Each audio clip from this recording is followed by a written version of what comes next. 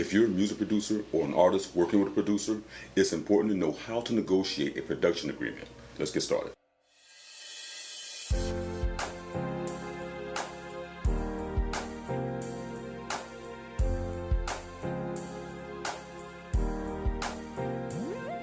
Now, let's get past the small talk. My name is SG1 from the multi-platinum Grammy Award-winning production and songwriting team, The Peacemakers, to give you the secrets of the music millionaires and entertainment elite. So if this is something that you're interested in, make sure to smash that subscribe button and click on the notification bell to be contacted when we put out more videos. And also, don't forget to go over to my channel and subscribe as well, Music Millionaires, and you'll find that link in the description below. Now, some say it's better late than never to officially formalize the artist-producer relationship. However, it's easier to start the conversation from the very beginning before heading into the lab, aka the studio. And it's way simpler before the music generates music fans, interest, and money. Now, I've done videos in the past outlining what a producer actually does, but I'll give you a brief outline for a simple template. Now, generally, a great producer will oversee the production of his or her song. And a producer on his A game will even record the artist's performance, and if needed, put the final mix on the song before it gets mastered. So I'm gonna jump right in, because on one side of the coin, which is not good at all, is avoiding to talk about the terms of the collaboration before the project is complete. While on the other side of that exact same coin is making sure a production agreement is negotiated by you and the artist, or the artist and producer, and if possible with a music lawyer for both the producer and artist. Now, I can outline many problems to just using a producer agreement you found online, but I won't get into that right now. However, I will say for our members who are part of the Music Millionaires website, we provide all of those for you. But let's talk about key aspects of putting together a win-win production agreement. 1. Logistics. So let's talk logistics. Questions that should be answered in a producer agreement are whether a song will be recorded, what is the artist's approval process, or how do they come to an approval if they're signed to a label. Also, as how is the producer expected to deliver the files? 2. Master recordings. Now, this is one of the most important questions that can be asked, which is, will the master recordings be owned and controlled by the artist? See, controlling the masters should include the exclusive rights to manufacture and distribute the masters. And if or when a publishing opportunity comes, or that you may get later, if a music supervisor wants to use the recording in a sync agreement, the master use license from whoever controls the master is one of the required licenses needed to place a song. And this needs to be clarified off the rip. Number 3, share of the composition. What percentage is the producer entitled to the song's copyrights as the artist co-author of the musical composition? Now, there are several options that could come out of this, like both artist and producer come out with a split share.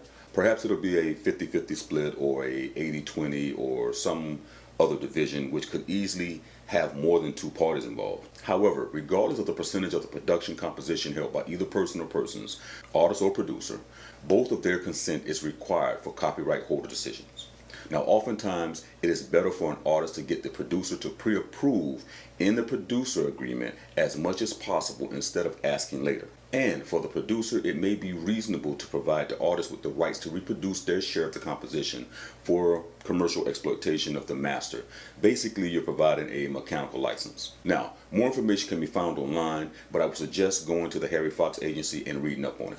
And the reason being, I might not have time to do a video on it as soon as you may need it. Number 4, fees. Now it's time to talk about the money.